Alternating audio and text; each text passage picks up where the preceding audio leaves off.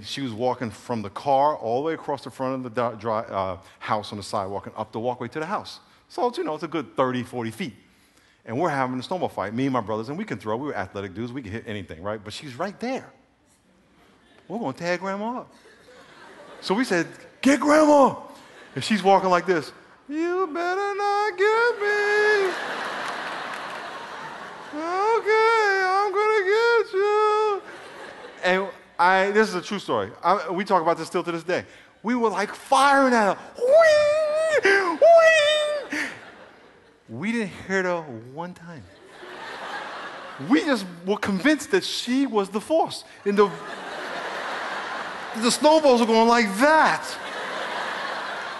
So from that day, we called her Obi-Wan. So but let me tell you something about white people. White people,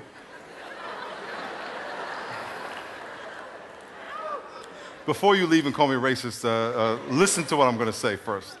And please quote me correctly when you leave. Is that you're not really white.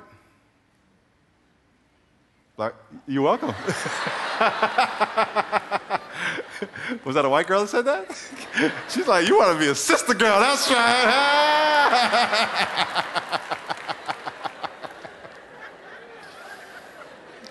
But you know what I'm talking about. Here's what God did. God made brown people. Everybody's brown. Some people are darker brown than others. Some people have so little brown you can't see it, so you call them white. Some people have so much brown you call them black. But everyone's brown. Everyone's colored with melanin. If you have no melanin, you're albino. But everybody's brown. So all y'all, the devil said white, black, this, and I'm going to make you fight each other. That's the devil. What God said is I'm going to take this one color and I'm going to make all these different shades and all these different faces, and it's going to be beautiful. You know when people say, it bothers me when people say, I don't see color. Now, this is just me talking to you. Don't say that. That's so ignorant. It is. Oh, I don't see your color. So I said, then what do you see?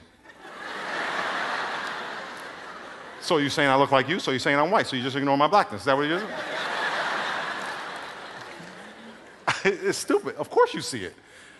It's like saying I see there's roses and there's carnations and there's tulips, but I don't see any variety. It just all looks the same to me. And God says, well, why did I make it with variety? So you can appreciate it. But that's another thing. So anyway, you're not white. So I'm not talking about white people. I'm talking about white flour, white rice, and white sugar. You could say, I'm not going to eat any of that. I'm not going to eat any sweets. But really, if you're healthy and you really want to see God, a lot of us are going to do it. Do it. Can you exercise? Yeah, you can exercise. Do as much as you can. Do as much as you can. First few days you feel normal, and then you're going to get a little weaker. Just do a little less, and you're fine. You're not going to fall over dead. I'm not saying, of course, if you have some issues physically, you deal with that with your doctor. But if you're a healthy person, your body can take a whole lot more than you think. And seek your physician's advice. I got to get myself off the hook. Seek your physician's advice. Okay? I fasted from 1 to 40 and everything in between. 19, 10. Matter of fact, when I went on my 40-day fast, I fasted from the day after Thanksgiving for 19 days. And then I stopped.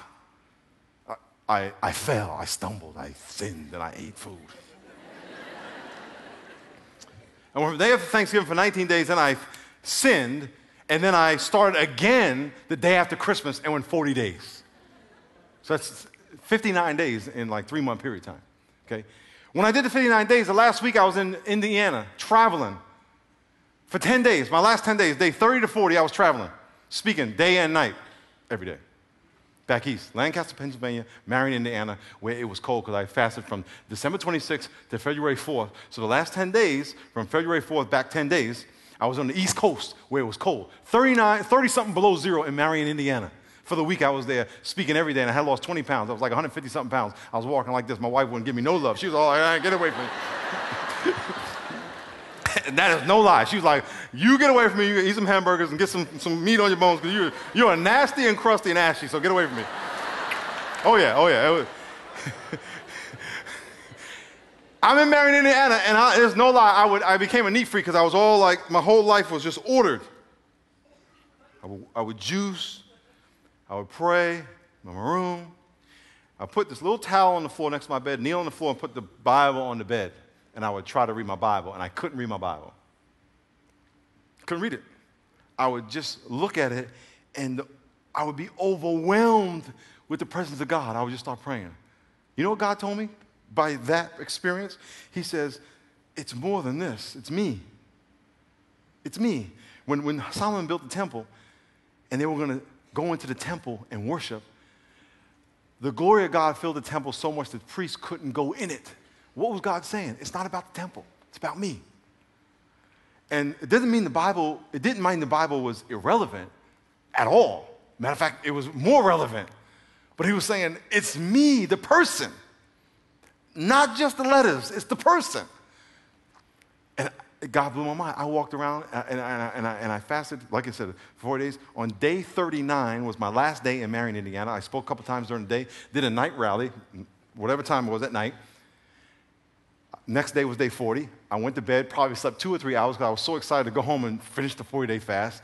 And then I flew home that Sunday. It was a Sunday. And I spoke 2 times that evening where I was doing a Sunday night service at Horizon. And I broke my fast that night at communion. But I was traveling, speaking. And I was like on a high I never had before. And I've been high before. So my challenge to you is this, is that God wants you. Now, I know some of y'all are tripping right now. You're like, I think I might do this. I want you to really think about it. I want you to really plan it. Look what it says next. I want you to prepare your body, so go on the diet. Get other books and other information about fasting. Prepare your schedule. Get a pen and paper and be thinking about your daily schedule. Where are you going to spend time with God? Because if you get closer to God, you want to spend time talking to Him. You want to spend time, you don't want to go about and keep yourself so busy just because you keep your mind off food. No, this is to keep your mind on God. You'll get over the food thing. You will. Food, hunger pains are way overrated. Way overrated. You know how you get those and you feel like, oh, I got to eat. I got to eat right now or something's going to happen to you? What? You're going to die? What happened? She was in cardiac arrest. How come? She hasn't had food in 3 hours. You're not going to die. And by the way, your hunger pains, it doesn't get worse as the days go by. They get less. Especially after you clean yourself out a few days, you're sitting there, it's all in your head. You're telling yourself, I have to eat. Your body's saying, I'm cool. I'm good. Drink a little juice, drink a little water, maybe put a little protein in it. I'm good. Just don't crunch. And you'll find yourself going, I feel really good. And here's what's going to happen. You're going to realize you don't need a lot of other stuff. You don't need all that drama with your girlfriend, boyfriend. You don't need to go hang out as much. You're going to see things that right now you like, and you're going to see it from God's perspective and realize, why do I do that? You're going to break addictions in your life. Some of you guys have secret addictions. God can deliver you. And you say, God, I want to disentangle myself from the world. Because what the devil does is if this is the devil's claw and this is you, he just wants to have one little claw in you. That's it. And he got you. Because with that one little claw, I want to go to church. He goes, And you're like, oh, okay. I'm gonna stay home and study. No, you're not. And he'll just pull you around, and you're his puppet for all your life, and you never even knew it. You fast, and you realize that I don't have to do anything. Whoo!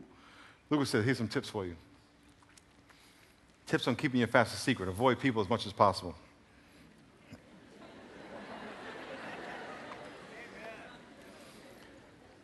You don't need all the people stimulus as you think. You know, you don't have to be on the phone, texting, email constantly. You just don't. Avoid meals with groups of people.